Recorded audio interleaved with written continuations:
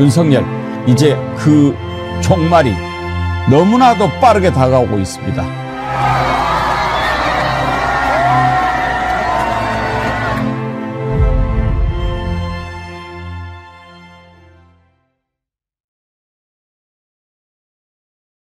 여러분 안녕하십니까? 백운기입니다. 내란 가담 혐의로 구속 수감되어 있는 곽종근 전 특전사령관이 윤석열의 뻔뻔하고 비겁한 변명을 반박하면서 군만 이용당했다, 화가 난다고 분노를 나타냈습니다.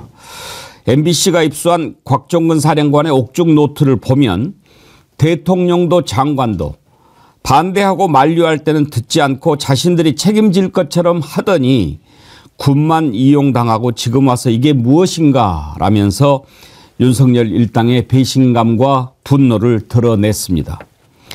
생각해보면 윤석열, 김용현은 정말 가증스럽기 그지없는 자지만 최소한의 의리조차 없는 풀떼기들입니다. 내란을 일으켜놓고 이제 와서 자기들만 살아보겠다고 모든 책임을 부하들에게 떠넘기면서 온갖 비루하고 추잡한 짓을 서슴지 않고 있습니다. 오늘 오후에 헌재 변론에서 이진우, 여인영 그리고 홍장훈 국장훈 1차장과 대지를 한다고 하는데 눈이나 똑바로 뜨고 쳐다볼 수 있을지 궁금합니다. 생방송 백운계 정치 1번지 출발합니다. 여러분, 어제 정어리몰에서 신박한 아이템 소개해드렸죠. 아귀찜, 아주 반응이 좋았습니다. 제철마다 가장 신선한 음식을 가장 풍성하게 또 가장 저렴하게 준비해드리는 정어리몰에서 이번에 처음으로 아귀찜 준비를 했는데 주문이 아주 폭주했다고 합니다.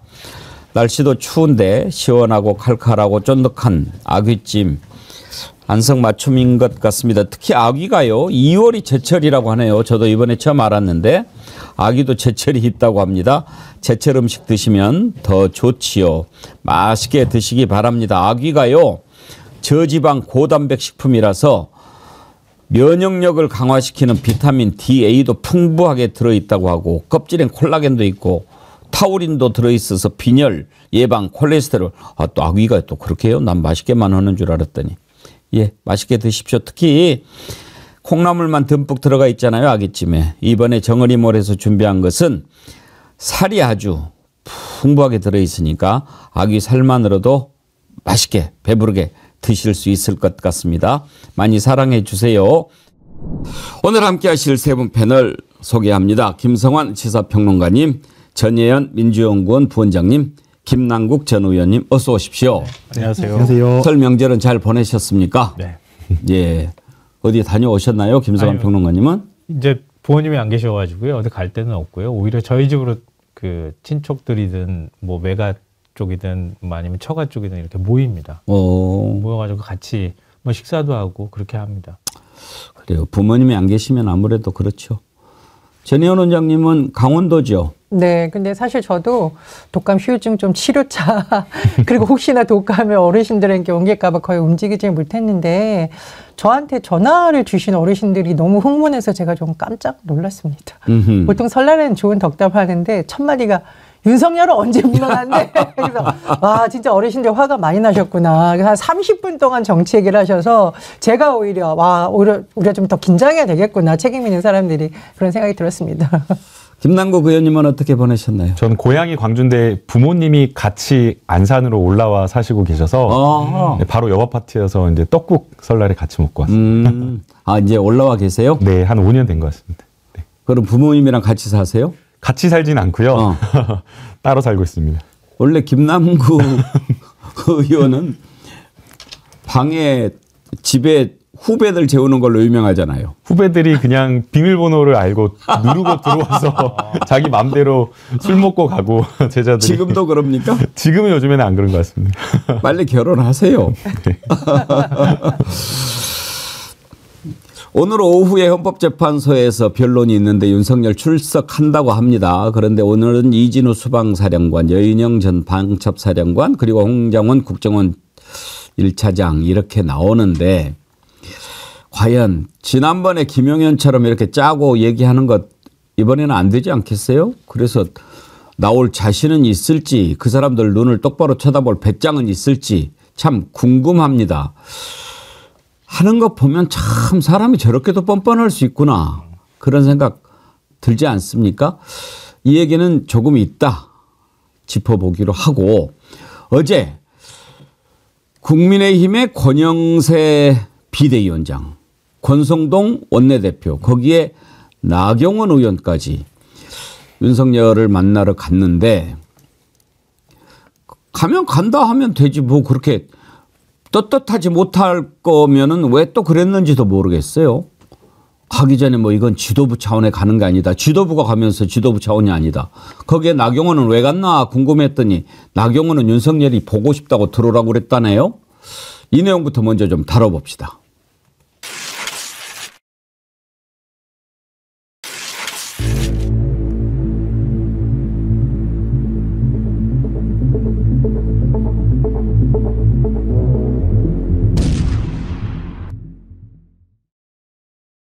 대통령께서는 어쨌든 이번 계엄을 통해서 민주당 일당이 마음대로 한 그런 국정을 사실상 마비시킨 그런 여러 가지 행태에 대해서 국민들께서 알게 된 것은 다행이다라는 말씀. 나라에 대한 걱정이 굉장히 많았어요. 안보에 대한 부분이라든지 국제 정세 변화에 따른 우리 경제.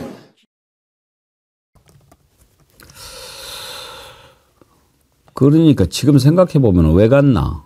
윤석열 비둘기 역할을 하는 거예요? 그렇죠. 네. 내란 대변인 역할을 하려고 그렇게 해서 불렀던 거고 또 그렇게 해서 갔던 거고요.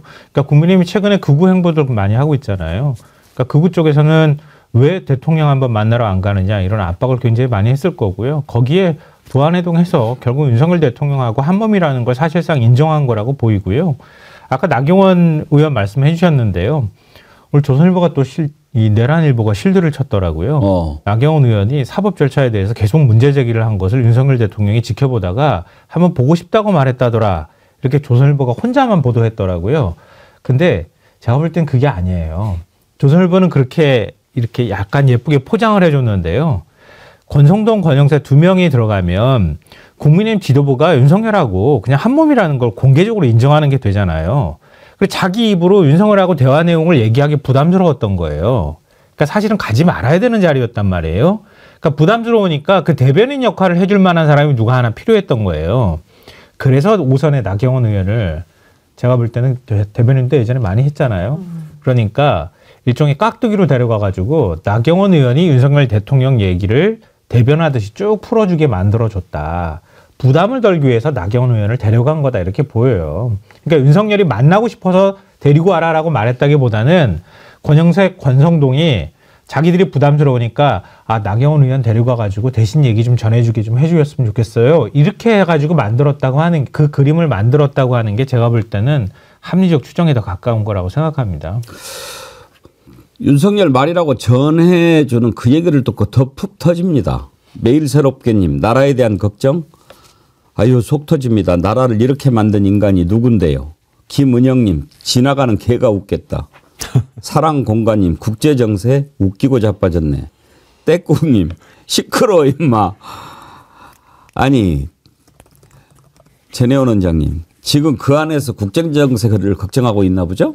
근데 보통 우리가 이제 국가에 대한 평가를 얘기할 때 대외 신인도 많이 얘기하잖아요. 제가 어제 국회 가서 경제 전문가들 토론에 이제 비공개 토론 비슷했는데 지금 들어갔습니다. 근데 가장 걱정하는 게 뭐냐면 대한민국의 신인도에 지금 가장 악영향을 미치고 있는 것이 윤석열 계엄 사태 이후 이기도 한데 문제는 뭐냐면 그 이후에 이렇게 폭도들을 동원해가지고 막 사법부를 때려 부수고 막 헌법재판관 압박하고 이런 것들이 대한민국 대외 신인도를 무너뜨리고 한마디로 경제에 굉장히 큰 악영향을 미치고 있다라는 겁니다. 그러니까 나라 망친 주범은 윤석열이고 지금 국민의힘의 권 브라더스하고 나경원 의원이 그 내란 수괴범의 신하 졸개 노릇을 하고 있는 겁니다. 그래서 제 생각에는 그냥 말 전하지 마시고 아예 예전에 친박연대처럼 3명을 탈당을 하셔가지고 윤석열 당을 하나 만드세요. 그리고 나경원 의원이 대변인을 하시고 당사는 지금 윤석열이 수감되어 있는 서울구치소 앞으로 옮기면 아주 딱 맞지 않겠습니까? 그래서 지금 아스팔트 보수를 자초하면서 하고 있는 극우 법원 때려 부르고 이런 사람들하고 별도의 당을 만드는 게 오히려 맞지 않느냐. 나라 걱정이라는 말을 할 때마다 국민들이 오히려 더 한숨을 쉬고 경제에 더 악영향을 미친다. 이런 말씀 드리고 싶네요. 아니 김남국 의원님. 네. 지도부가 만나러 간다. 그렇게 하고 가면은 뭐가 찔려서 지도부 차원의 방문이 아니라고 이야기한대요. 개인적인 차원이라고 말을 한다고 하더라도 당직을 가지고 있는 당대표와 원내대표가 가는데 그걸 개인적 차원이라고 볼 수가 없는 거죠. 서열 1, 2위가 가는 거 아닙니까? 쌍권총이라고 그러잖아요. 쌍권총. 예, 쌍권총 둘이 갔는데 그걸 가지고 개인적이라고 해석할 수가 없고요. 또 만약에 저희가 국회의원이나 특별면회를 한다라고 하면 사실은 조용히 비공개로 갈 수가 있습니다. 그런데도 불구하고 공개적으로 언제 간다라고 말을 했다라고 하는 것은 그야말로 윤석열 이 내란 수계를 그대로 이 국민의힘이 내란 정당으로 끌어안겠다라고 하는 것을 보여주는 것이고요. 더 나아가서 이 윤석열이 그 안에서 국제정사를 논한다는 것 자체가 너무 황당한데 안에 있는 그런 어떤 메시지를 바깥의 극우 아스팔트 우파들에게 전달하는 지금 메신저 역할을 하겠다라고 지금 공공연하게 선언한 거나 다름이 없습니다.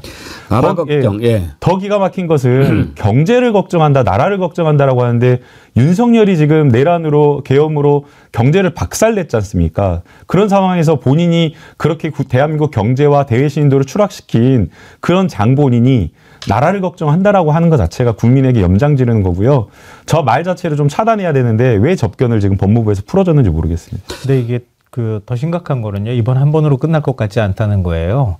그러니까 지금 국민의힘 의원들이 지도부도 갔으니까 나도 이제 가야지 그러면서 일반 특별 접견을 다 줄줄이 신청을 해놨대요. 그래 날짜를 지금 조정하고 있는 중이랍니다. 그러니까 만나고 온 사람들마다 한마디씩 이제 할 가능성이 있는 거예요. 제가 볼 때는 박근혜 전 대통령도 접견 금지했던 것으로 제가 기억하거든요.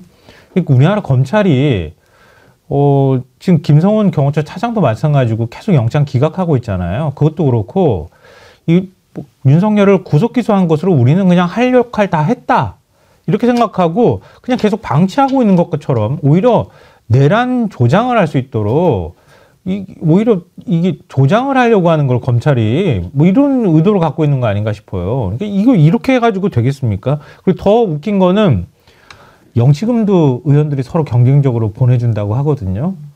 그 안에서 굉장히 잘 먹고 잘 있을 것 같은데요, 보니까.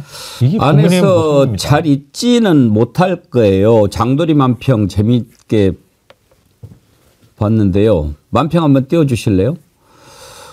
그 장도리 만평에 이런 만평이 올라왔어요. 내가 어쩌다가 졸지에 주류 반입 금지 끊으려다 끊긴 자. 이번에 공소장 보니까 언론사 단전 단수 지시한 것 공소사실에 딱 적혀 있더군요. 그 사실로 네. 확인이 됐다. 진술로. 예, 공소장에 나오기 전에는 이상민 장관이 소방청장에게 지원을 요청했다라는 사실까지 나왔는데요. 이번에는 새로운 사실이 나왔습니다. 윤석열의 지시에 의해서 이상민 장관이 그렇게 했다라는 것이 나왔고요. 경찰에 협조 요청을 했다라고 하는데 경찰에서 이 부분에 대한 직접 전화나 연결은 좀 없었다라고 합니다. 결국에는 이 윤석열이 헌재에서 계엄이 그냥 2시간짜리 계엄이었다. 그리고 그냥 경고하는 계몽령에 불과했다라고 이렇게 이야기를 했었는데요. 그게 완전히 사실이 아니다라는 것이 이번에 드러난 겁니다. 결국에는 이 계엄을 하루짜리 계엄이 아니라 쭉 독재를 하기 위해서 각 부처, 기재부를 비롯해서 행안부, 소방청, 경찰청, 언론까지 통제하려고 하는 이런 정황들이 드러났기 때문에 이번 공소장을 통해서 명백하게 이게 독재를 하기 위한 것이었다라는 것이 드러난 것 같습니다. 착한 악마님이요. 어제 김건희도 갔다던데요. 나경원한테 그 질문 기자가 했는데 답변을 거부했다고 하는데요. 확인됩니까? 글쎄요. 오늘 지금까지 나온 내용으로는 공식적으로 확인은 아직 안 되고 있는 것 같아요. 근데 김건희 쪽하고 가깝다고 하는 친구를 제가 봤는데 얘기를 들어보면 당분간은 안 갈 것 같다 이렇게 얘기를 했었거든요. 나경원 갔으니까 김건희 안 갔을 것 같기도 한데요. 그 자리에 같이 끼어가지고 얘기할 만한 분위기는 아니었을 것 같거든요. 아, 그렇기도 하겠네요. 또 그 자리에 그렇게 가가지고 얼굴을 같이 섞어가지고 이렇게 만나기에는 상당히 부담스러웠을 거예요. 네. 만난다고 하면 아마 따로 가가지고 볼 가능성이 있고요. 그리고 중요한 건 뭐냐면 그랬으면 티가 다 날 거라는 거예요. 왜냐면 경호처가 경호 대상으로 분류하거든요. 그러니까 김건희를 만약에 특별 면회를 가거나 면회를 한다고 하면은 그러면 경호 차량이 한꺼번에 들어가는 모습들이 나타났을 거거든요. 근데 그렇게 하지 않았다는 얘기는 아마 안 만났을 가능성이 높다고 보입니다.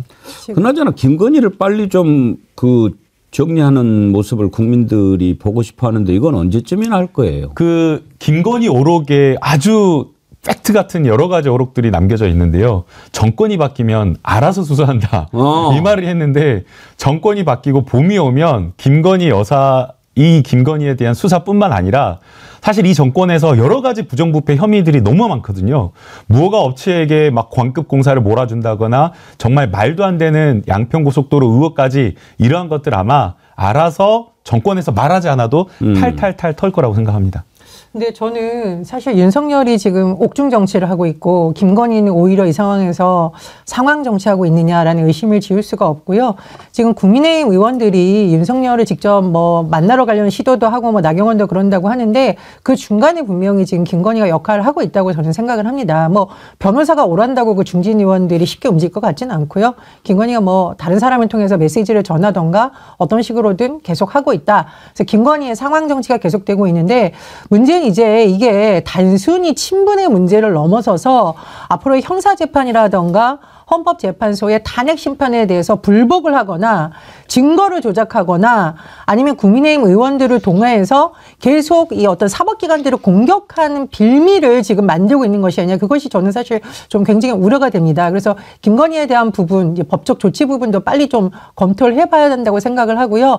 윤석열의 메시지 중에서 진짜 어이가 없는 게 나라를 위해서 자꾸 계엄했다는 식의 메시지를 국민의힘 의원들이 정말 비둘기처럼 전달하면 안 됩니다. 지금 나라 경제를 한번 보시면 다 망가지고 있고요.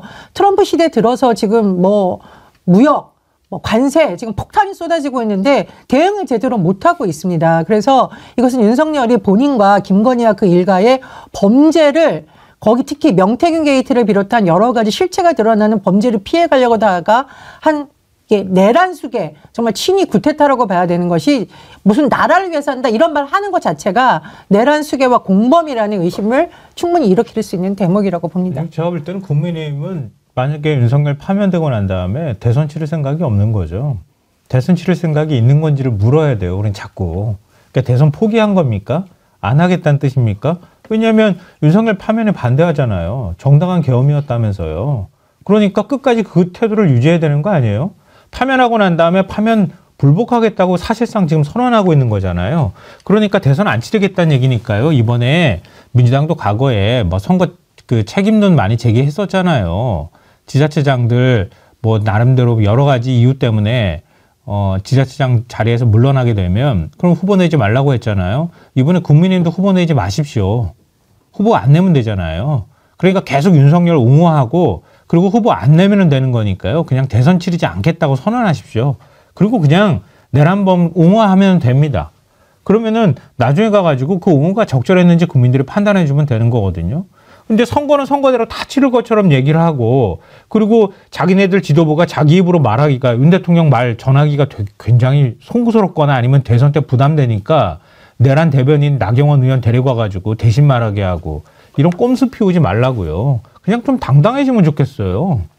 심지어 어제 만난 자리에서 윤석열이 무슨 나치 얘기를 했다고 그래요. 참 온전하지 않은 자지요, 정신이. 한번 들어보시겠습니까?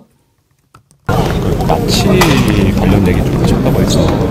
아니 그거는 그냥 일반적으로 저 나치 정권도 선거를 통해서 집권을 한 것처럼 그 이제 의회 독재 이야기 하다가 나오신 이야기예요. 네. 그런 이야기입니다. 네. 혹시 조기 대선에 대한 말씀도 없어요? 전혀 없었어요. 나치 얘기가 왜 나오죠? 그 황당한 거죠. 그러니까 자꾸만 이제 국민의힘에서는 민주당이 다 탄핵을 했다. 여러 번 탄핵을 했고 예산을 삭감했다라고 이야기를 했는데 윤석열이 저렇게 말도 안 되는 국무원을 임명하고 헌법과 법률에 위반되는 어떤 국정을 운영하는데 민주당이 탄핵을 하지 않고 가만히 있는 것 자체가 말이 안 되는 거죠. 국회로서 입법기관으로서 역할을 했는데 그게 의회 독재다라고 이야기하는 것도 좀 황당하고요. 또 틈만 나면 맨날 이야기하는 게 예산을 삭감했다라고 하는데 계엄 전에는 예산을 삭감한 적이 없습니다. 삭감을 하겠다라고 하면서 국민의힘과 협상 중이었거든요. 그리고 국회에서 삭감하겠다라고 한 예산도 불과 1% 미만밖에 되지가 않습니다. 특히나 윤석열이 아마도 이렇게 계엄과 내란을 염두에 두고 예비비를 거의 2조가량 증액한 걸로 아는데 그러한 불필요한 예비비 그리고 목적이 정해지지 않는 예비비 이런 것들을 삭감한 거고요. 특히나 윤석열 검찰총장 시절에 특활비로 현금으로 막 펑펑 쓰면서 한우고기 사 먹고 용처를 증빙하지 못하는 그런 국민의 세금을 낭비하는 것들을 삭감한 것밖에 안 되는데 그걸 가지고 계엄과 내란의 이유로 삼는 것 자체가 황당하고요. 더군다나 본인이 계엄과 내란으로 독재를 하려고 했던 사람이 나치를 운운하는 것 자체가 황당한 것 같습니다. 아니 이제는 그 교도소에 구치소에서 술 생각만 하지 말고 시간 나면 좀 책이라도 한 번도 안 봤으니 참 잡기도 쉽지 않겠지만 적어도 나치 얘기를 하려면 뭘 좀 알고 얘기를 했으면 좋겠어요. 히틀러가 원래 총리였어요. 총리였는데 나중에 자기를 총리로 임명한 힌덴부르크인가? 힌덴부르크가 사망하니까 총리하고 대통령직을 통합해가지고 휘러라는 직위를 만들어서 그걸 이제 국민투표를 통해서 취임을 해요. 그래가지고 완전히 모든 것을 다 장악을 하는 겁니다. 그래가지고 자기가 말하면 다 법이 되고 정부도 없고 그렇게 한 게 나치입니다. 그게 독재 아닙니까? 이번에 해보겠다는 게 뭐였습니까? 자기와 김건희에게 쏟아지는 그리고 이제 곧 터질 것 같으니까 이걸 그냥 내란을 일으켜서 다 정리하고 계속 한번 그 자리에 있어 보겠다고 했던 짓 아닙니까? 그런데 이런 자 입에서 나치라는 얘기가 나와. 참 나치가 가서 공부 좀 시켜주세요. 그러니까 그 민주당이나 국민들이 이 윤석열의 행태가 꼭 나치 같다. 윤석열이 히틀러 같다. 이렇게 자꾸 공격하는 거를 자기가 아는 모양이에요. 이제 찔리는 거지. 최소한도 책을 워낙 싫어하는 자니까 전환길이 들어오라고 그래가지고 나치가 뭐야? 라고 좀 물어보기라도 하지. 전환길이가 적어도 나치는 아니, 알지 않을까? 헌법도 안 들여다보고 헌법 공부도 안 한 상태에서 계엄 선포했다 그러잖아요. 그러니까 헌법 개정 87년 체제에서 헌법 개정하고 난 다음에 그 이후에는 이렇게 계엄을 선포를 못하도록 되어 있는데 그 이전에 법률을 가지고 뭐 비상계엄이니 비상조치가 필요하니 이런 소리를 하잖아요. 그러니까 전두환을 연구는 한 것 같은데 전두환이 만들었던 그러니까 전두환 정권에서 헌법을 개정했을 때 8차 개헌했을 때 헌법만 공부하고 그게 80년대거든요. 자기 학교 다닐 때. 그때 이후로는 공부를 안 했기 때문에 좀 이런 사태가 벌어졌다 이런 얘기를 하거든요. 그러니까 지금도 아직도 그 사고에 머물러 있는 것 같고요. 말씀하셨던 것처럼 히틀러가 총리가 된 게 바이마르 공화국일 때였단 말이에요. 히틀러를 총리로 지명했던 것도 히틀러가 다수당의 대표이기 때문에 총리로 지명한 건 아니었어요. 그러니까 그 당시에 지배를 했던 사람들이 뭐 귀족층이라든가 아니면 기업에 있는 사람들이 이 히틀러는 아무래도 아웃사이더인데 우리말 잘 들을 것 같아. 그래서 총리를 지명했거든요. 총리에 지명하고 난 다음에 그러면 자기가 실권을 가지고 있다고 보기 어렵잖아요. 고분고분 말 잘 들을 줄 알고 총리를 시켰더니 총리 되고 난 다음에 그냥 비상계엄 자기가 선포해가지고 자기가 권력 다 줘버렸잖아요. 그래가지고 자기가 법 다 바꿔가지고 자기가 정권을 잡았단 말이에요. 그게 윤석열하고 똑같지 않습니까? 그 행태가 똑같은데 지금 엉뚱한 소리를 하고 있는 거잖아요. 오히려 지금 윤석열과 국민의힘 일부 의원들이 뭐 파시즘이나 극우 이런 거를 조장하고 있는 거 아닌가요? 저는 이제 굉장히 주목하는 부분이 있는데 10대, 20대, 30대들이 이런 흐름에 선동에 휘말려서 희생될 가능성이 굉장히 크다는 겁니다. 이번에 서부지법 폭동 사태에서 10대 남성이 불을 지르려고 했습니다. 법원에. 그래서 구속이 됐어요. 봤더니 10대라는 겁니다. 이게 지금 대한민국의 현실이에요. 이런 걸 말리지는 못함언정 옥중에서 오히려 부추기는 발언을 내고 있는 윤석열, 그리고 그거를 전하고 있는 국민의힘의 투톱 나경원 의원 진짜 반성해야 됩니다. 제가 말씀드렸듯이 본인들의 자녀도 있고 손주 손녀들이 있는 걸로 알고 있는데 그렇게 자랑스러우면 그분들을 동행하고 다니세요. 자, 그리고 또 제가 보고 뉴스를 보고 깜짝 놀랐는데 광주 지역의 중고등학교에 이른바 극으로 불리는 유튜버가 축사를 하고 이래서 지금 시민들이 난리가 났다라는 겁니다. 이게 청년들을 넘어서 중고등학생들까지 역사를 희화하고 광주 5.18을 희화하고 이런 사람들이 침투하고 있는 거, 이게 오히려 극우나 파시즘으로 가는 신호 아닌가요? 저는 이 부분에 대해서는 분명히 역사의 평가를 내야 되고, 특히 우리 호남에 계신 유권자분들이 절대 선거 앞두고 윤석열과 그 일당들이 가서 울며불며 절하는 거에 더 이상 속지 않으셨으면 좋겠다. 정말 꼭 심판해 주셨다고 생각합니다. 제가 광주 출신인데 아침에 그 기사를 보고 깜짝 놀랐습니다. 세상에 학교, 고등학교에서 축제를 하는데 신남성연대 대표가 거기에 축사를 했다라는 겁니다. 물론 뭐 정치적 메시지는 없었다라고 하는데 그 신남성연대 대표를 학교 축제에 축사 영상을 쓰게 한다라는 거 상상도 못할 일인데, 그러니까 결국에는 그 학교 고등학생들한테는 그 남성연대 대표가 마치 우상이거나 연예인처럼 보인다는 거잖아요. 너무나 황당하거든요. 결국에는 이런 어떤 2030 뭐 10대들의 보수화, 이건 보수화가 아니라 잘못된 어떤 극우의 흐름을, 의식을 가져가는 거라고 생각이 되는데요.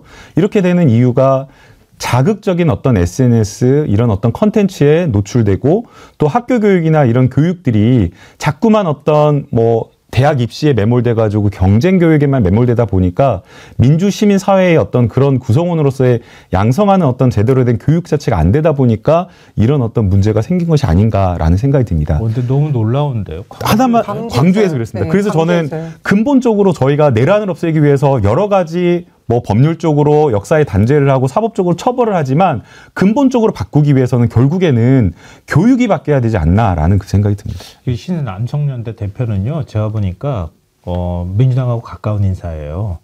앞으로 극우화에서 보시기에 뭔가 정체성이 의심되는 사람이니까 많이 공격해 주셨으면 좋겠네요. 그렇게 요즘에 극우에서 그런 식으로 얘기를 하잖아요. 그러니까 뭔가 누구와 관계만 있다고 하면은 사상을 의심하고 막 공격하는 일들을 벌이니까. 근데 그래서 사실 농담처럼 말씀드렸지만 광주에서 학생들이 혹시 초청을 했다고 해도 사실 심각한 문제인데, 학교에서 만약에 공식적으로 초청을 하거나 공식적으로 축사 영상을 받았다고 한다면 이거는 징계감 아니에요? 뭐 학생들이 자체적으로는 했다고 하는데 되게 문제가 되고 있고요. 그리고 뭐 축제에서, 그러니까 중고등학교 축제에서 이런 뭐 보기가 나왔다고 합니다. 가장 의미 없다고 생각하는 운동을 고르시오. 3.1운동, 광주 학생 항일운동, 5.18 민주화운동 등을 열고 했다고 하는데 이게 지금 대한민국 현실입니다. 나경원, 권성동, 그리고 권영세 비대위원장, 부끄러운 줄 아세요? 미래세대한테. 그 보기에서 정답이 뭐예요? 4번에 윤석열 내란이라고 해야 되는 거 아닙니까? 이런 식으로 하니까 지금 학생들이 민원이 막 빗발치고 있다는 겁니다. 정답이 없는 거죠. 극우에서 다 희화하고 공격하는 그런 운동들, 사회의 어떤 올바른 역사들을 다 부정하고 있는 겁니다. 보기들이 다. 저는 까누랑이 처럼 이게 광주에서 지금 이런 일이 일어나고 있다는 거예요. 근데 그걸 학생들이 그렇게 썼다라는 거예요. 근데 이게 문제가 뭐냐면요.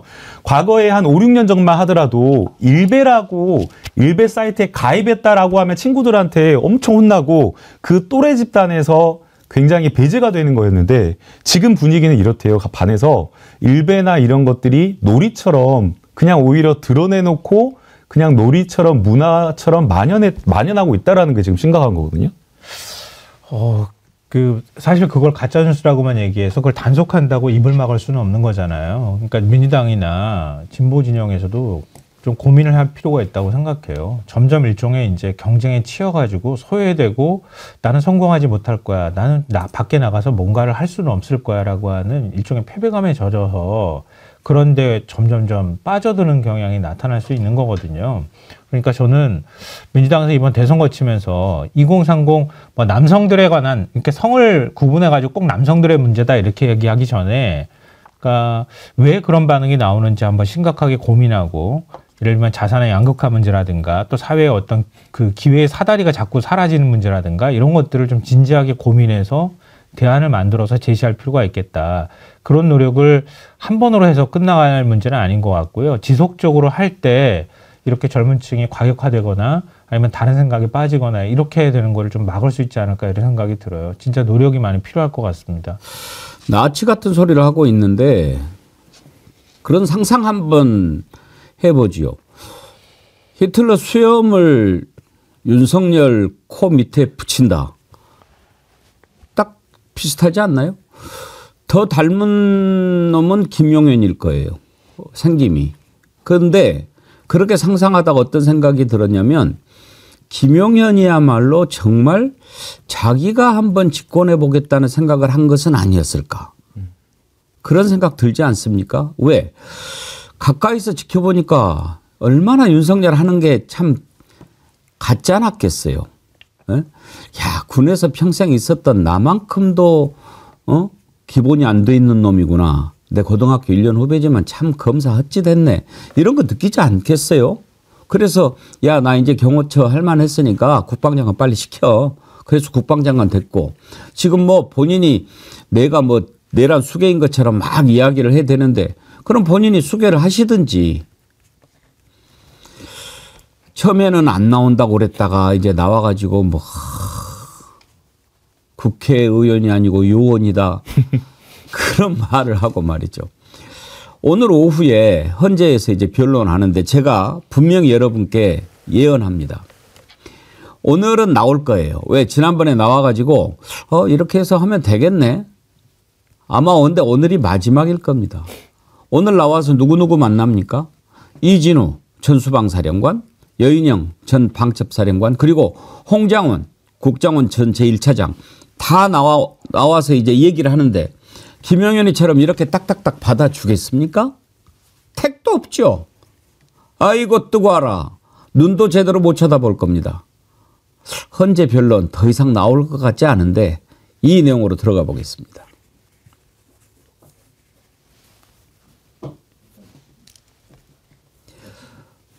네. 비상계엄 발표하는 걸 확인했냐고 물으셨고, 네. 그다음에 조금 좀 강한 어투라서 말씀드리기가 좀 어렵습니다만 하여튼 이번에 다 잡아들여서 싹 다 정리해라라고 말씀하셨습니다. 근데 그때 목적어가 없었습니다. 그래서 어느 누구를 그렇게 해야 되는지까지 잘 몰랐고 그렇다고 대통령께 누구를 체포하라는 말씀이십니까? 라고 여쭤보기도 뭐해서 잠깐 기다리고 있는데 대통령께서도 약간 말씀에 퍼지가 있었습니다. 그러더니 지금 주시겠다는 건지 아니면 향후에 주시겠다는 건지 말씀하지 않은 상태에서 국정원의 대공수사권을 줄 테니 이번에는 일단 방첩사를 적극 지원해라. 아마 방첩사에 자금이면 자금, 인원이면 인원 무조건 지원해라고 말씀하셨습니다. 곽종근 특전사령관은 언제 나올지도 궁금합니다. 곽종근 사령관 지금 계속해서 본인 입장을 밝히고 있습니다. 이번에 MBC가 입수한 옥중 노트를 보면은 참 말도 안 되는 이 얘기를 이렇게 하다니 그런 분개 이런 게 막 느껴지더라고요. 그렇지 않겠습니까? 야, 빨리 끄집어내. 그리고 이진우한테는 또 뭐라고 그랬습니까? 도끼로 문짝 부수고라도 총을 쏴서라도 끄집어내. 이런 얘기를 했던 자가 나 그런 적 없습니다. 아니 어떻게 금방 드러날 사실을 이렇게 뻔뻔하게 이야기합니까? 지난번 헌재 변론 때 그런 사실이 있습니까? 물어보니까 없습니다. 그러더라고요. 그 한번 들어보시죠.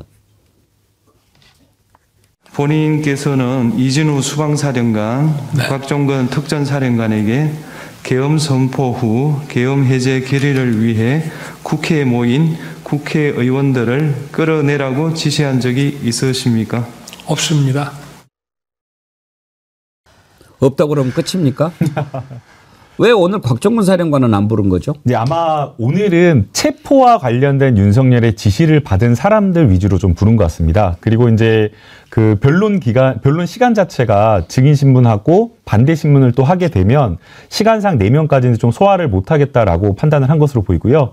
그래서 오늘은 체포조 운영과 관련된 부분에 대한 내용을 집중적으로 좀 물어서 확인을 하려고 하는 것 같습니다. 지금 공통적으로 이진우, 여인영, 홍장원 다 이 세 사람이 윤석열로부터 정치인에 대한 체포조 운영과 관련된 지시를 직접 들었다고 한 사람들이거든요. 그래서 오늘은 여기에 대해서 대질 신문이 가능할 것으로 보이고요. 만약 윤석열이 나올지 안 나올지 모르겠습니다. 변호인이라고 한다면 아마 응당 불리하니까 나오지 말아라고 이야기했을 텐데요.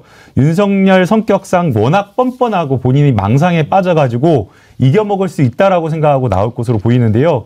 근데 대지신문 해보면 거짓말하는 사람은 태도가 다 드러나게 돼 있습니다. 그래서 아마 눈도 제대로 못 마주치고 결국에는 당당하게 이야기하는, 진실을 이야기하는 사람들의 그 진술이 결국 법정에서 크게 울릴 거라고 생각이 됩니다. 이자는요, 입만 열면 거짓말이죠. 입만 열면.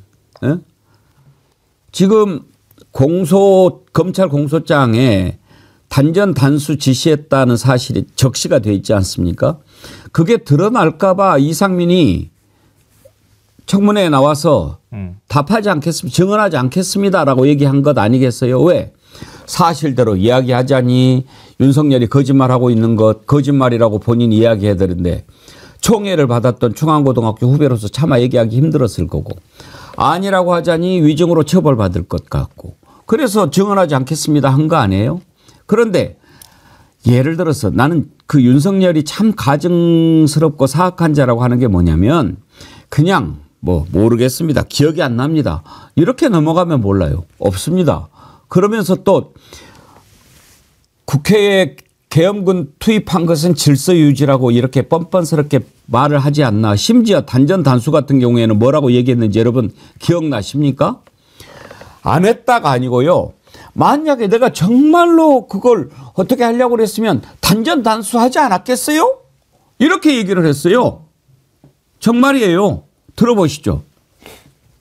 국회 기능을 마비시키려 했다면 국회 건물에 대한 단전 단수 조치부터 취했을 것이고 방송 송출도 제한했을 것입니다.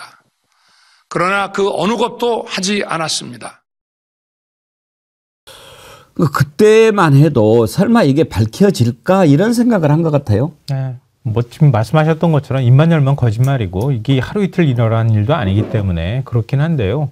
그러니까 이 뭔가 실체가 드러나지 않을 거라고 하는 생각이 하나 있었을 거고요. 그래서 그냥 부인 전략으로 가면 되겠다 이런 생각도 있었을 거고 둘째로는 어찌됐든 간에 자기가 살 국민은 부인하는 전략 외에는 달리 방법이 없다고 생각했을 겁니다. 그러니까 끝까지 아마 윤석열은 나는 그런 적 없다고 얘기할 거예요. 그렇게라도 부인을 해야지만 자기가 나중에 정치적으로 다시 부활할 수 있다고 하는 그런 믿음을 지금 자기 마음속으로 갖고 있는 거 아닌가 싶습니다. 속보가 지금 하나 떴어요. 국회에서 지금 이 내란 혐의 진상규명 국정조사가 지금 진행 중인데 곽종근 전 사령관이 출석을 했고 추미애 의원의 질문 등에 대해서 이렇게 답변을 했습니다.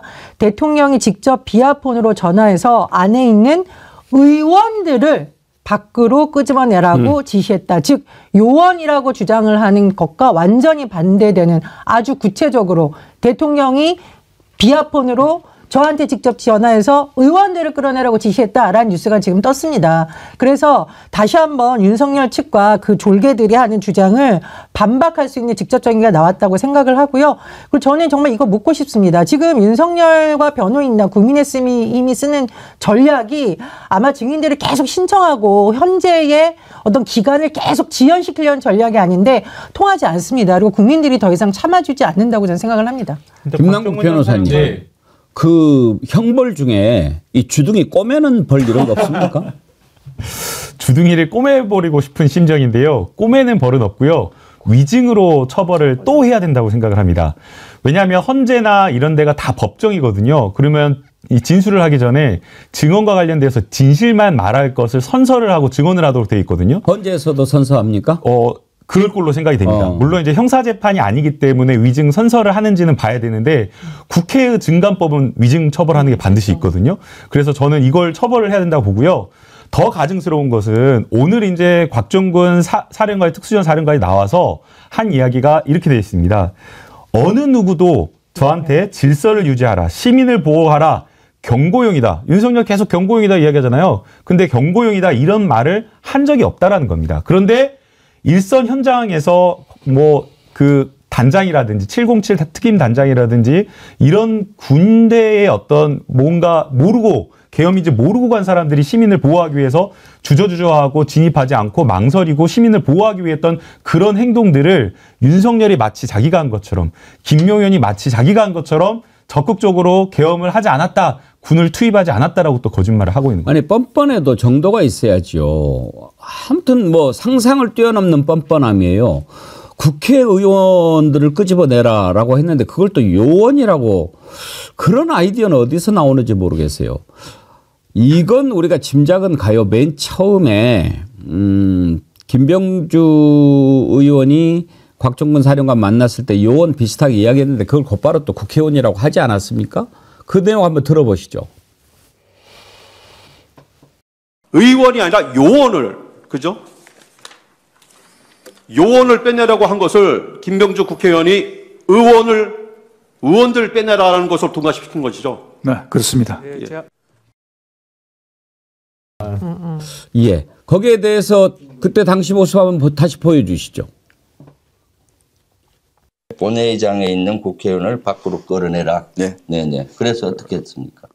근데 그것은 제가 현장에, 제가 그때 판단했을 때는 이것은 명백히 국회의원을 끌어내는 것은 위법사항이고 의결 정족수가 아직 다 안 채워진 것 같다. 빨리 문을 부수고 들어가서 안에 있는 인원들을 끄집어내라. 아니 그러면 저것도 인원들을 끄집어내라라고 한 것이지 국회의원들을 끄집어내라고 한 것이 아니다라고 이야기를 하지.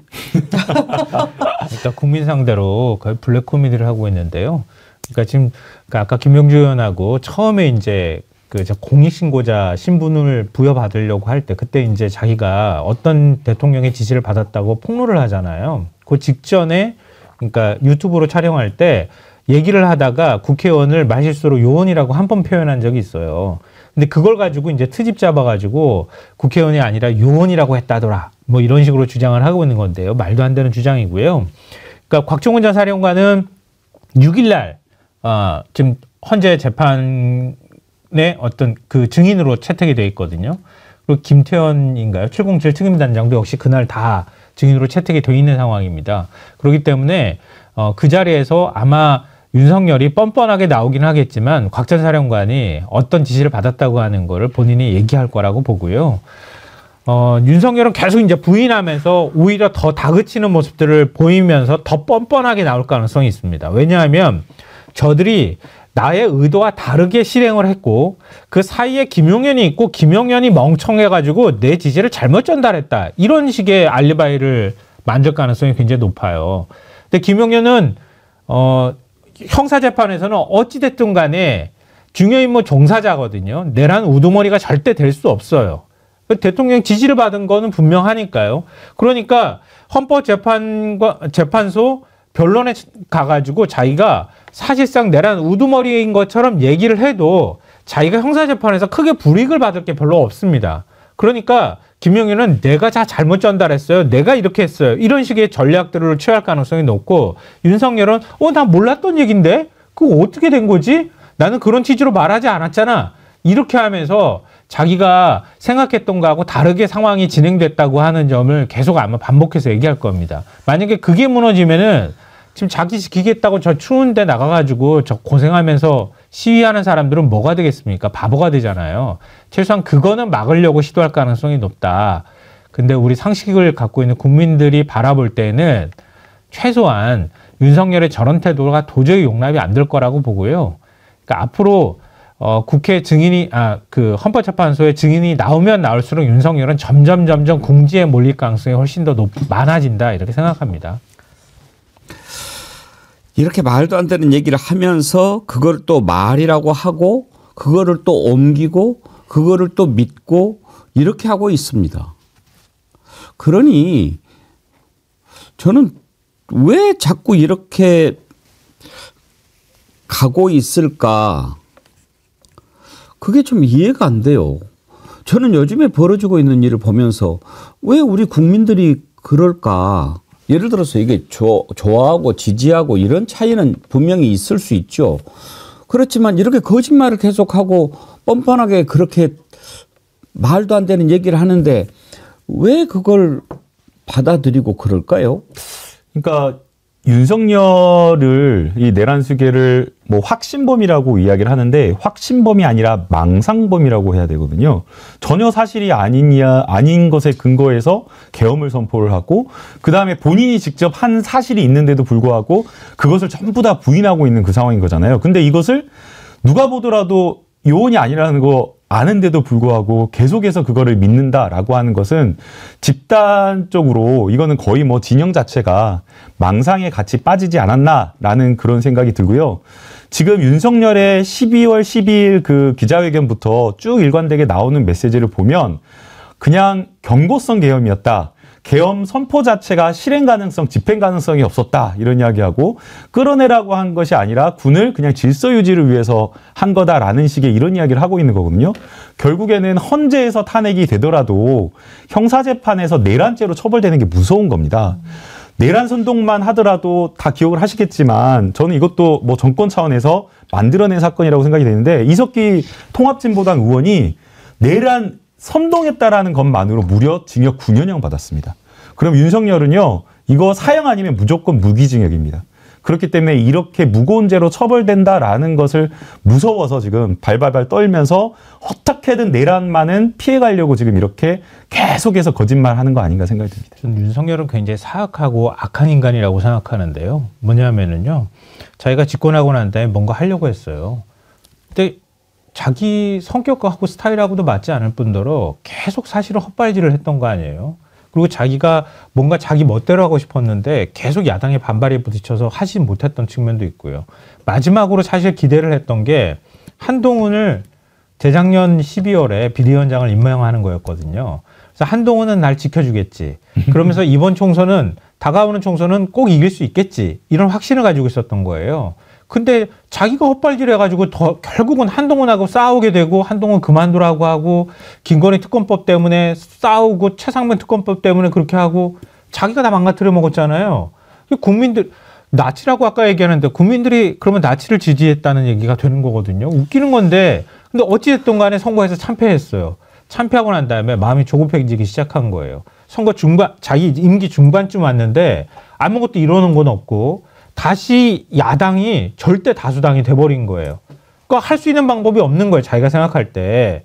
그러니까 마지막 승부수처럼 굉장히 모험으로 사실은 계엄을 선포했다. 이렇게밖에 해석이 안 되거든요. 근데 왜 제가 사악하다고 하냐면은 그러니까 자기들 실패하는 거예요. 실패한 대통령이 될 거라고 하는 불안감에 시달렸을 거예요. 자기 배우자와 관련해서 특검법 이거 못 막을 거라고 생각하고 마지막 결정적으로 명태균이 공천주라고 얘기했다더라. 이것까지 나오기 시작하잖아요. 그러니까 결국은 내가 이 자리에서 성공한 대통령이 될 수 없다고 하는 불안감이 생기니까 그 다음에 계엄을 선포함으로써 야당한테 모든 책임을 던져버리는 거예요. 야당 때문에 내가 이렇게 됐다고 하는 책임 회피를 하면서 결국 음모론을 만들어내기 시작한 겁니다. 그 음모론에 많은 사람들이 빠져들어가기 시작했던 거고요. 그러니까 전형적인 책임 회피 그리고 자기 책임 전가를 하는 아주 질 나쁜 인간이고 그렇게 책임 전가를 하기 위한 음모론을 자기뿐만 아니라 국민의힘 의원들 우리 사회에서 그나마 뭔가 지도층이라고 하는 국회의원이나 아니면은 목사라고 하는 사람들 이런 사람들이 음모론을 확산하고 다른 사람들이 추종하게 만들고 이런 일들이 지금 벌어지고 있다고 저는 생각합니다. 근데 어떤 면에서 보면 이게 국민의힘이 나치라는 말을 전하고 윤석열이 언급할 자격이 되는가 헌법재판관들을 공격하고 있잖아요. 법원을 비판하는 걸 하고 재판관들 개인에 대해서 공격하는 발언들이 쏟아지고 있는데요. 지금 어떤 일이 일어나고 있냐면 이걸 일부 유튜버들이 받아서 그대로 전파시키고 만약에 윤석열에 대해서 탄핵 심판 결정이 내리면 가만히 안 두겠다는 식의 메시지가 나오고 있지 않습니까? 그래서 보니까 그 전한길 씨, 그 역사 강사 그 지금 탄핵 반대 지금 외치고 있는 사람한테 폭탄 테러 그러면은 전 선생님 말 듣고 나는 많이 울었는데 뭐 폭탄 테러 하겠다 이런 뉴스가 지금 계속 올라오고 있어요. 그래서 경찰이 수사에 나섰다고 하는데 이거 정말 나쁜 거 아닙니까? 극우 세력을 선동하는 것도 모자라서 지금 시민들이 폭력범, 방화범, 테러범이 되는 수준까지 지금 가고 있다라는 겁니다. 그래서 윤석열이 가장 큰 최악이고 윤석열의 신여 노릇, 인질 노릇을 하고 있는 양권총? 쌍권총. 투 브라더스와 나경원 의원도 그 책임으로부터 자유롭지 못한다. 헌재에서 윤석열에 대한 파면 결정이 난다면 저는 이 사람도 같이 정계 은퇴해야 되는 거 아닌가 이런 생각이 듭니다. 근데 우리가 이것은 한번 좀 생각을 해봅시다. 어제 어떤 분을 만났는데 그런 걱정을 해요. 이제 헌재에서 어제 마은혁 헌법재판관 임명과 관련한 권한쟁의 심판 선고를 하려고 하지 않았습니까? 그랬다가 이제 일주일 연기를 했죠. 다음 주에 변론을 하기로. 그 연기한 것은 다른 이유가 아닙니다. 최상목 대행이 이 부분에 대해서 소명을 해라 그랬는데 그걸 늦게 냈어요. 그러면은 그래도 권한쟁의 심판인데 국회하고 대통령인데 이제 대행이 있으니까 이 입장문을 진작 좀 내지. 2월 1일인가 그때야 낸 거예요. 그래서 이걸 좀 검토하고 그렇게 해야 되는데 그래도 대행이니까 이것까지 한번 좀 듣고 해야 나중에 말이 안 나겠다라고 해서 일주일 늦춘 건데 그걸 가지고 이제 또 국민의힘에서는 벌써 너네들이 잘못했다는 걸 자인하는 꼴 아니냐 당장 물러나라 이런 얘기를 하거든요. 이제 그런 식으로 가니까 조금 마음이 불편하신 것 같아요. 그러면서 이건 뭔가 우리가 좀 밀리는 느낌 아닙니까? 뭔가 좀 잘못 돌아가는 것 같지 않습니까? 그런 얘기를 합니다. 저는 그렇게 생각해요. 어떻게 해서 오늘날 윤석열이 저렇게 구치소에 들어가게 됐습니까? 그것은 바로 차디찬 아스팔트 바닥에 모여서 그 펑펑 내리는 눈을 맞으면서 알루미늄 은박지로 몸을 뒤집어 쓰고 윤석열 끌어내리자라고 소리를 외쳤던 시민들이 계셨기 때문에 가능하죠. 그런데 그걸 매일 어떻게 하겠습니까? 생업도 있고. 그럼요. 그래서 이제 좀 우리는 일단 법에다가 일단 세워놨으니까 헌법재판소에서 탄핵 심판할 거고 형사재판할 거고 태워놨으니까. 그런데 이제 그걸 반대하는 쪽에서 저 난리를 치고 사법지법에 들어가서 사상 초유의 그런 폭동도 일으키고 막 이런 모습을 보지 않았습니까? 그러면 움직이면 옳은 거고 가만히 있으면 그런 거냐? 절대 그렇지 않죠. 지금은 저자들이 날뛰는 시간인데 그걸 보면서 우리도 가만히 있으면 되나? 그런데요, 지금 조직적으로 움직이는 게 보입니다. 막 저렇게 선동하고 움직이고 뭔가 지금 내전이라도 일으켜서 뭔 짓을 해버리고 싶다라고 하는 그런 움직임이 보이지 않습니까? 이럴 때 우리가 어떻게 해야 됩니까? 슬기롭고 지혜 있게 맞서야지요. 그런 것에 관해서 불안한데 우리도 움직여야 되는 거 아닌가? 이럴 필요 없습니다. 그러라고 우리가 사법 질서가 있는 거고 사법 체계가 있는 거 아닙니까? 그런데 요즘에 보면은요, 유튜브에서 이제 그 많이들 얘기 나누고 막 그렇게 하지 않습니까? 그런데 요즘 전체적으로 흐름이 보수 쪽 유튜브는 또 막 활발히 움직입니다. 그게 보여요. 그게 또 그래프가 있거든요. 뭐 그렇다고 그게 옳은 거냐? 아니죠. 모이는 거죠. 그러면서 또 암약을 또 하는 자들이 있어요. 방금 전에 선교사료 아이디 쓰는 사람인데 이것들 무슨 방송이야? 완전 공산당 놈들이네. 이런 댓글을 올렸어요. 이게 뭡니까? 이걸 들어와줘서 고맙다고 이야기해야 되나요? 아니죠. 막 이렇게 침투하는 거예요. 우리만 들어와서 이런 짓을 하겠습니까? 선교사료 이런 글 올리려면 정기회원 가입하고 올려봐요. 저 머리가 되시고 나서. 막 이렇게 모이고 이러는 걸 보면서 좀 불안하다 이렇게 하는 분들이 좀 많으신 것 같기는 해요. 역사의 거대한 수레바퀴는 절대 거꾸로 가지 않고요. 아무리 앞에 걸림돌이 있다고 하더라도 그걸 뚫고 저는 갈 수 있다고 생각을 합니다.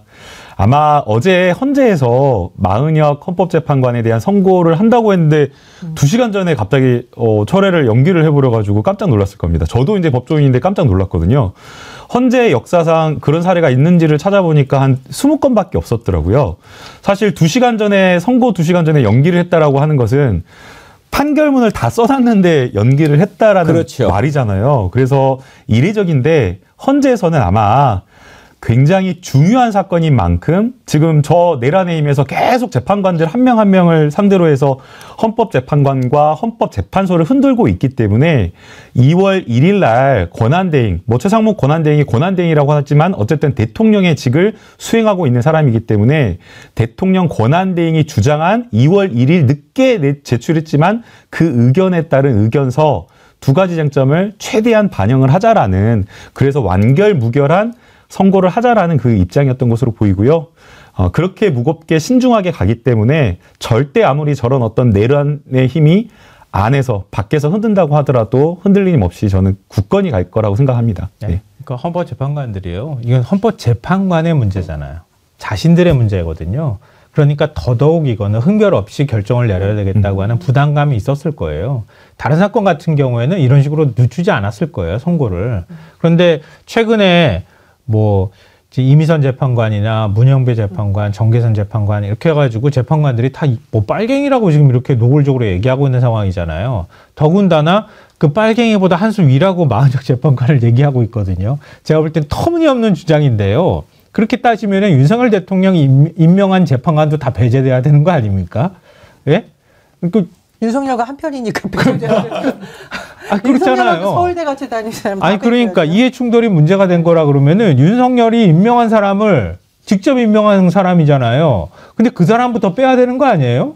그게 원래 이해 충돌을 막기 위한 제일 기피 사유든 회피 사유가 되어야 되는 거 아닙니까? 그러니까 우리 도와줄 만한 사람들은 냅두고 헌법재판소 우리 안 도와줄 만한 사람 같아 보이는 사람은 전부 빼버리겠다는 얘기인데요. 하여튼 그렇게 공격을 하니 헌법재판소가 그런 부분들까지 충분히 숙고해서 결정을 내리는 모양새를 취할 필요가 있었다. 이렇게 보고요. 그리고 지금 보수에서 얘기하는 것처럼 그렇게 헌법재판관들이 그렇지 않습니다. 그러니까 우리가 생각하는 상식 기준에 제일 부합하는 판단들을 할 거라고 보고요. 박근혜 전 대통령 때도요.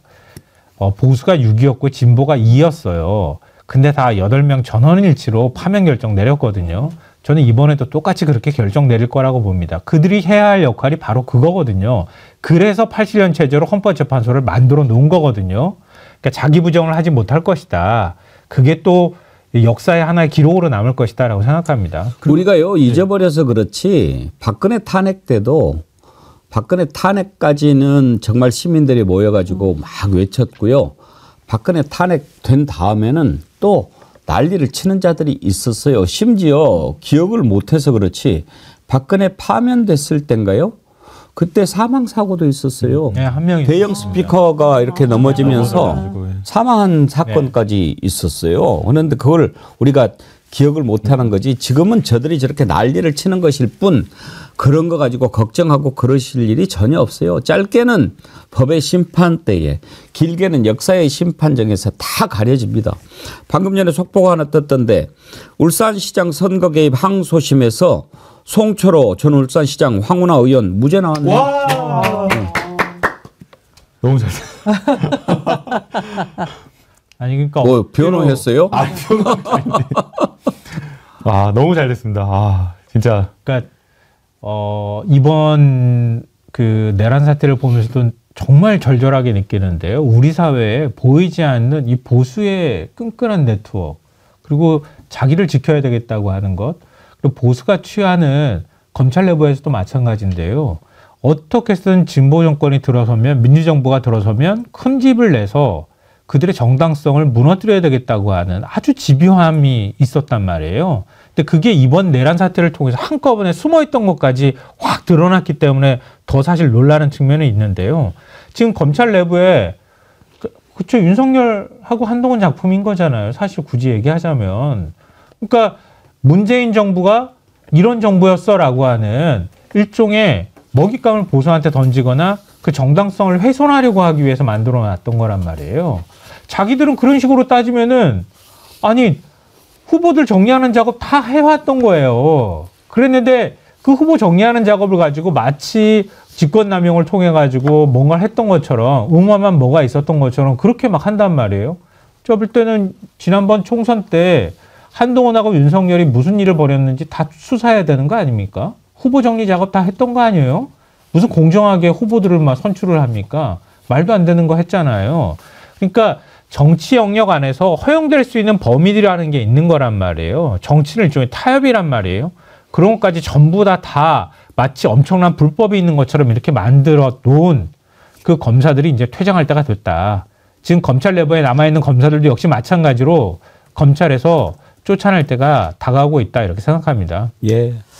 이런 생각이 듭니다. 이제 보수라는 표현도 있지만 사실은 우리 평론가님이 여러 번 지적을 하셨듯이 기득권 네트워크죠. 기득권 네트워크. 지금 윤석열의 신여 노릇을 하고 있는 권영세 비대위원장, 제가 알기로 용산의 민심이 굉장히 안 좋은 걸로 많이 전해 들었어요. 이태원 참사 이후에 왜 본인은 책임이 없는 척하냐라는 논란, 용산구청장과 분명히 연관성이 있다. 그리고 권영세 비대위원장도 자유롭지 못하라는 비판, 또 윤석열 정부에서 장관하면서 권력 누린 거, 그리고 권성동도 마찬가지고요.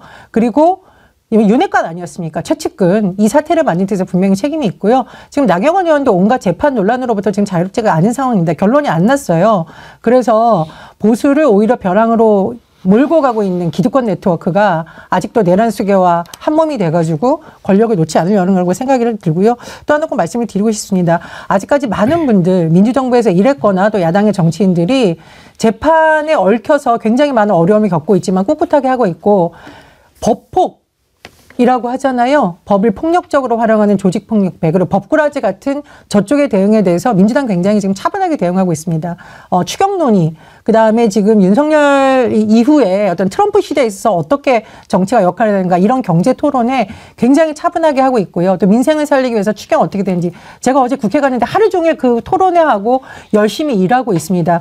제발 양쪽이 똑같다 비교하지 마시고, 한쪽은 내란 수계한테 절하고 있고 한쪽은 민생을 챙기기 위해 열심히 일하고 있다는 거 꼭 비교해 주셨으면 좋겠습니다. 근데 이 말씀 제가 하나만 더 드리면 좋겠는데요. 어제 이재용 2심 무죄 나왔잖아요. 그것도 윤석열 한동훈 작품이었어요. 이복현부터 시작했죠. 네, 이복현 지금 금감원장 작품이기도 했고요. 그리고 월성원전 폐쇄한 그것도 지금 거기에 감사원까지 가담을 해가지고 그것도 윤석열 작품이었단 말이에요.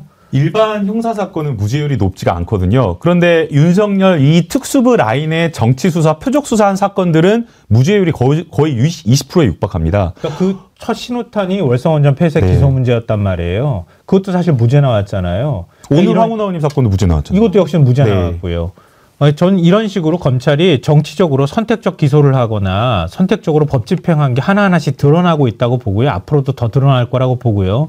이재명 대표 선거법 지금 2심 선고가 남아있는 상황인데요. 이것도 역시 저는 재판부가 그런 합리적 결정을 할 거라고 봅니다. 윤석열의 자기는 숱하게 거짓말해놓고 난 다음에 거기에 선거에서 패배한 사람의 명시적인 발언도 아닌 걸 가지고 그걸 억지 기소를 하고 그걸 재판부가 1심에서 받아들여줬다고 하는 것도 저는 납득이 안 되는데요. 2심 재판부는 합리적으로 판단한다고 하면은 전 무죄 나올 거라고 생각합니다. 그러니까 그것 때문에 막 국민의힘이나 보수진영은 이재명 대표 이제 끝났다 이렇게 하면서 국민들 불안을 조장하는데요. 저는 우리나라 사법부가 그렇게 어리석은 판단하지 않을 거라고 봅니다. 그러니까 어떤 결과가 나온다 하더라도요. 예. 그래서 여러분들께 지금 말씀드립니다. 저렇게 날뛰고 미쳐서 별 지랄을 해도 걱정하실 것 없다 이 말씀입니다. 지랄 발광은 약간 전염성이 있어요. 그래서 지랄하면 발광하고 발광하면 지랄하고 이렇게 좀 이어지는 성향이 있습니다. 그게 지랄 발광 증후군이라고 하죠. 배추도사님 오랜만입니다. 해남에 눈이 엄청 왔습니다. 세상이 온통 하얀색입니다. 오늘 또 키스에스 군단을 응원합니다 하셨는데, 예, 또 남쪽에 눈이 많이 왔다고 그러죠. 끝으로 짧게 이거 하나 다뤄보죠. 지금 이렇게 윤석열 이제 탄핵 이후에 파면이 임박해지면서 슬슬 대선 얘기가 나오죠. 어제 좀 갔잖았죠. 이준석 뭐 케네디 이야기하고 오바마 이야기 하는데. 근데 민주당 내에서도 지난번에 공천에서 좀 당했던 그런 비명계에서 이런저런 얘기들이 막 나옵니다. 이거를 어떻게 봐야 할까? 이건 좀 길게 생각을 해봐야 되는데 또 2부 있으니까 짧게 한번 들여다보죠. 일단 임종석 전 실장 그런 글을 올렸어요. 지금이라도 지난 대선에 대한 객관적인 평가와 성찰부터 시작해야 된다. 이재명 후보가 부족했고 당의 전략이 부재했음을 온전히 받아들여야 비로소 이기는 길이 보일 것이다. 그런 이야기를 하고 뭐 지금 몇몇 사람들이 있지요. 안 움직이던 사람들도 움직이고 그런 걸 보면 이제 슬슬 몸 푸는 것 같은데 이걸 어떻게 봐야 할까요? 세 분 1분씩 짧게 한번 말씀 들어볼까요? 김남국 의원님. 우선은 임종석 비서실장이 이야기한 게 팩트가 다 틀렸습니다. 왜 충청에서 지고 서울에서 크게 졌냐라고 했는데 서울에서 크게 진 건 사실은 부동산 정책 때문이었던 거고요. 그다음에 이재명 대표가 역대 민주당의 대선 후보 중에서 가장 많은 득표를 국민의 표를 받은 겁니다. 그리고 그뿐만 아니라 부산, 울산, 경남에서 과거의 역대 후보들보다 더 높은 득표를 해가지고 40%에 육박하거든요. 그래서 이재명 대표의 확장성, 중도 확장성과 실용성, 경제에 대한 실천력 이런 것들을 높이 평가해서 고르게 전국적인 표를 받았다라고 하면서 과거의 대선 후보보다 정말 절박하게 뛰었다라고 이렇게 평가받거든요. 근데 거기에 대해서 마치 서울과 충북에서만 진 걸, 충남에서만 진 거를 찝어가지고 마치 부족한 후보다라고 이렇게 평가하는 것은 좀 잘못된 것 같고요. 더군다나 문재인 정부 탓을 이재명 대표가 한 적이 한 번도 없습니다. 사석에서도 한 적이 한 번도 없고요. 그리고 대선 패배 바로 그 다음날 민주당 당사를 오후에 찾아서 한 말도 민주당 당원과 우리 지지자들의 패배가 아니다. 오롯이 모든 것이 다 본인의 책임이다. 후보의 부족함 때문이다라고 하면서 모든 책임을 본인의 이야기를 했고 이게 그냥 뭐 마지막에 메시지 내는 걸로 한 게 아니라 사석에서도 항상 본인 탓이다라고 본인의 책임을 강조했고 문재인 정부 탓을 한 적이 없습니다. 그런데 자꾸만 이렇게 내부로 이렇게 분란을 일으키는 이런 이야기를 한다는 것 자체가 조금 안타깝다 생각이 들고요. 지금 아직도 내란 세력들이 준동하고 있고 여전히 지금 내란이 끝나지가 않은 겁니다. 그렇기 때문에 좀 총구를 바깥으로 좀 돌려서 함께 연대해서 좀 단합해서 싸웠으면 좋겠습니다. 전혜원 원장님 의견은요? 다른 사람도 아닌 정권 재창출에 실패한 정부의 실세였던 임종석 전 비서실장이 이런 말을 하니까 국민들이 화가 나는 거죠. 뭐 하셨습니까? 제가 어제 많은 분들을 만났는데 건전한 비판을 할 수 있지만 다른 사람도 아닌 전 정권의 황태자라고 불렸던 임종석 비서실장은 이런 말 해서는 안 된다라는 감성적 분노가 굉장히 높으시더라고요. 메시지도 중요하지만 메신저가 과연 그 말을 할 자격이 있는가? 전 지금 굉장히 속상했습니다. 그래서 이런 말 좀 굉장히 내용도 내용이지만 본인이 그런 말을 하기 전에 본인에 대한 성찰과 왜 문재인 정부에 그런 민심이 돌아섰는지, 문재인 정부 초기에 압도적으로 문재인 대통령을 지지했던 2030 남성들은 왜 돌아섰는지 이 부분에 대한 반성을 먼저 하셔야 된다는 생각이 들고, 만약에 이재명 대표 체제에서 치러진 총선에서 민주당이 패배했더라면 지금 계엄 사태에서 어떤 일이 일어났을까요?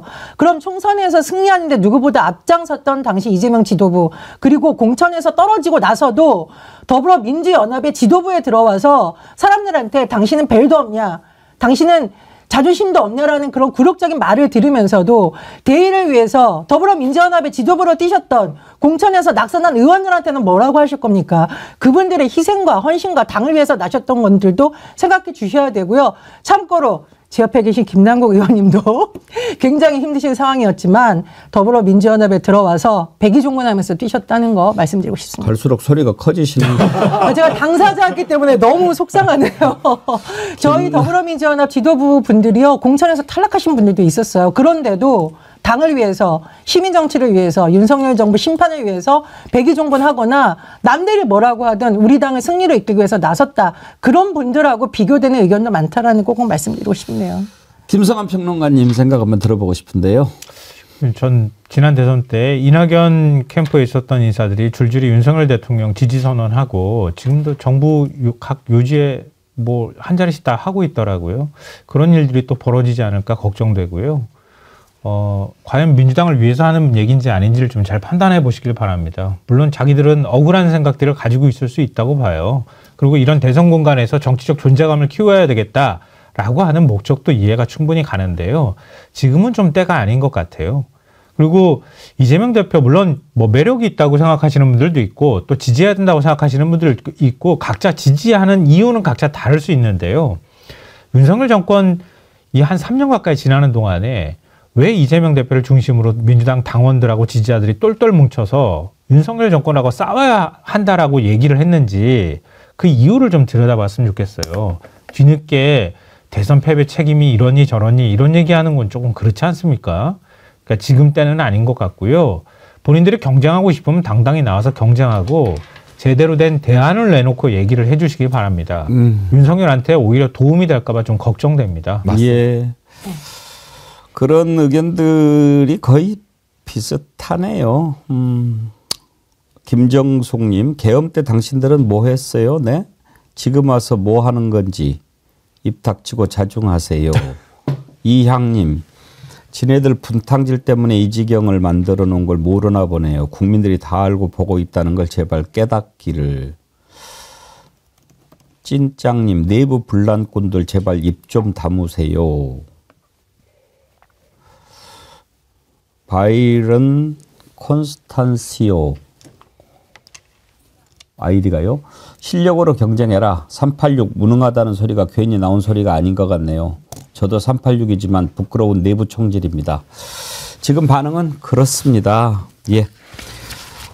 나그네님, 오늘 김병주 장군님이 안보특강 하시는 날이구나. 기대됩니다. 예. 오늘 2부에서 주블리 안보특강.